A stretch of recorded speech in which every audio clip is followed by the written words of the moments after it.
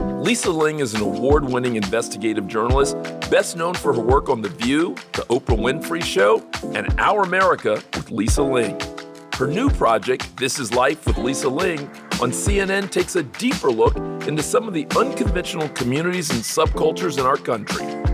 Women who commit murder, the effects of online pornography and how it's shaping a generation, how the power of Islam is reshaping lives in the Black community, and most recently, the prison population problem in the United States. Well, I loved your prison and prep special. It was one of those things where prepping for this, I was gonna watch it because I was supposed to watch it. And then all of a sudden I had people in my life start to come around because they saw me watching it and they started watching it. So thank you for doing that. That was such an interesting and thoughtful piece. I know you spent so much time in prisons, but was there anything that surprised you about this story in this prison? There always is a difference when you visit a facility where there is a lot of programming available to the incarcerated people. This is a facility that houses more inmates serving life sentences than any other facility in the state of California, which means that these are guys who are there for doing some very bad things.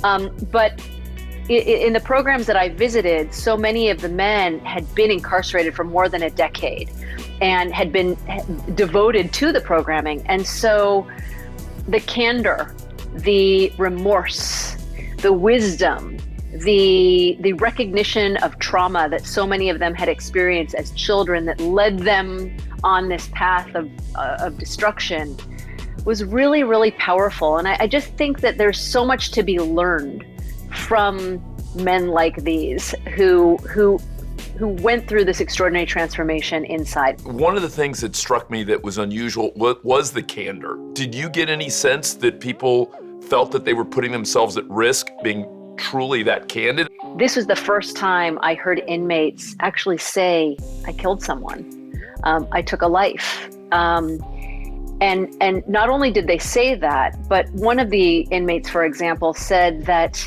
I didn't just take a life, I shattered a family and a life. Yeah. And he writes to his victim on a weekly basis. He said, because I took his life, it is up to me to keep his legacy alive. Oh, Carlos, I get emotional even just recounting that moment. And that was just one of so many. There's so many unknowns that are happening in the world. You know, girls generally are more communicative. They express their emotions more widely. Boys are so often told, don't cry, don't feel, don't express your emotion, just man up.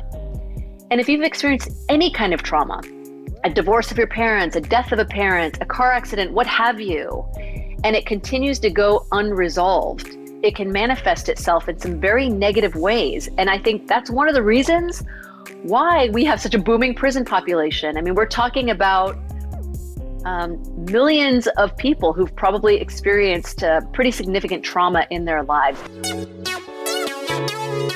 Hey, tune into the Carlos Watson Show. It's like no other. You're going to enjoy it every weekday on YouTube.